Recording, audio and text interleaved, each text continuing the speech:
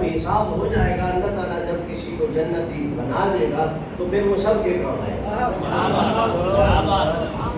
اگر کوئی کسی کے کام نہیں آتا کسی کے کام، تو آپ جانتے ہیں بارہا آپ نے سنا ہے حافظ کی سفارش اللہ کی بارگاہ میں قبول ہوگی یا نہیں ہوگی؟ وہ کام آئے گا کہ نہیں آئے گا؟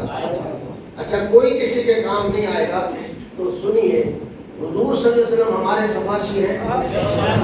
اگر کام نہیں آئے گا تو پھر حضور کی سفارش بھی ہمارے کام نہیں آئے گی۔ یہ حساب سے پہلے کی بات ہے۔ جب حساب ہو جائے گا اللہ خود اجازت دے گا، اب تو جنتی بن گیا ہے، تو بولتا جا، میں دیتا جا۔ ہاں، قرآن مجید یہی کہتا ہے من ذا الذی یشفع عندہ، بولیے اللہ، اس کا کیا معنی ہے؟ کون ہے جو اللہ کی اجازت کے بغیر کسی کی سفارش کرے؟ اللہ کی اجازت کے بغیر، پھر ایک دفعہ اللہ کی اجازت کے بغیر، اور جب رب اجازت دے گا تو پھر کون کس کے کام نہیں آئے گا؟ قرآن مجید عرض کر رہا ہوں 24 پارہ اس کی آیت نمبر 3 ہے، لہم ما یشاءون عند ربہم۔ اختیار کی حد ہی نہیں ہے، یعنی اختیاروں میں حد ہے کہ تیرے لیے 10 بندے، تیرے لیے 20 بندے، 1000 بندہ ہے، 100 بندہ ہے، 2 لاکھ ہے، پورا پاکستان ہے، یا پوری نہیں۔ ما یشاءون، تو جیسی بھی خواہش کرے گا، میری قدرت کے کارخانے میں کوئی کمی ہے؟ میری طرف سے کوئی پابندی نہیں ہے، میں نے تجھے فل اختیار دیا ہے۔ لہم ما یشاءون، جو کچھ بھی جنتی چاہیں گے اللہ عطا کرے گا۔ اس لیے سفارش کا اور شفاعت کا عقیدہ ہے، اور صرف سمجھنے میں آپ تھوڑا سا آگے بڑھیں، اپنے ذہن کو معذور نہ کریں، ایک آیت پڑھ کے فتویٰ نہ لگا دیں، ساری آیتیں پڑھیں۔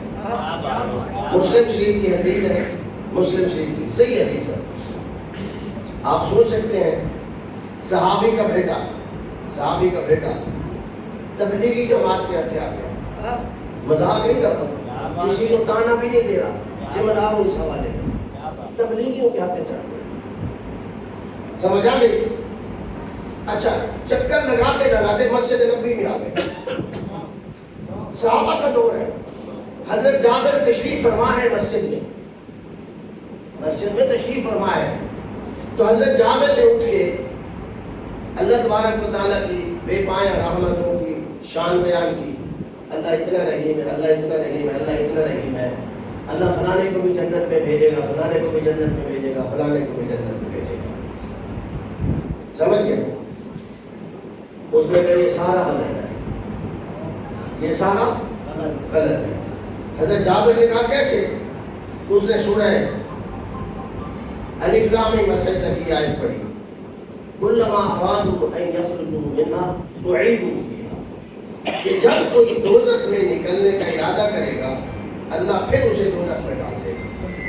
اب اس کا دعویٰ یہ تھا کہ دوزخ سے کوئی نکل ہی نہیں سکے گا، اگر کوئی اپنی بدعمالی کی وجہ سے دوزخ میں جائے گا تو پھر دوزخ سے واپسی ممکن۔ اور کیا پڑھی؟ قرآن کی آیت، یہی ترجمہ ہے، کلما ارادوا ان یخرجوا منها، جب بھی جہنمی جہنم سے نکلنے کا ارادہ کرے گا اعیدوا فیہا، اللہ پھر پکڑ کے جہنم میں ڈال دے گا۔ اور حضرت جابر نے کہا کہ نہیں، جہنم سے لوگ نکلیں گے۔ اس نے پھر کہا میں قرآن مجید کی آیت پڑھ رہا ہوں، میں قرآن مجید کی آیت پڑھ رہا ہوں، تو کیا کہتا ہے؟ مسلم شریف کی حدیث ہے۔ اس نے جب بار بار اصرار کیا تو آپ نے فرمایا افسوس، صرف آیت کا یہی حصہ یاد ہے، آیت کا آدھا حصہ تو پڑھ رہا ہے، آیت کے شروع سے تو پڑھ۔ اب اس کو یاد ہوتا تو پڑھتا، اس کو تو یہی رٹی لیتا کی بات تھی، جیسے آپ کے مرزے کو ساری وہ باتیں یاد ہیں جو اولیاء کرام، انبیاء کرام کی مخالفت میں ہے، وہی آیت ہے، آیت بھی پوری نہیں پڑھتا، حدیث بھی پوری نہیں پڑھتا، بعض دفعہ حدیث اپنی طرف سے گھڑ دیتا ہے۔ اس نے کہا کہ یہی آیت ہے، آپ نے فرمایا شروع سے آیت پڑھ، اور جب اس نے کہا کہ نہیں یہی آیت ہے تو حضرت جابر رضی اللہ تعالیٰ نے فرمایا آیت شروع یہاں سے ہوتی ہے، وَأَمَّا الَّذِينَ فَسَقُوا فَمَأْوَاهُمُ النار. جو کافر ہیں ان کا ٹھکانہ جہنم ہے. کافر اگر جہنم سے نکلنے کی کوشش کریں گے تو نہیں نکل سکیں گے. یہ آیت تو کافروں کے لیے ہے. مومنوں کے لیے اللہ تبارک و تعالیٰ نے ایک جگہ نہیں کئی دفعہ فرمایا ہے جب ان کی سزا ختم ہوگی اللہ تعالیٰ انہیں جنت میں بھیجے.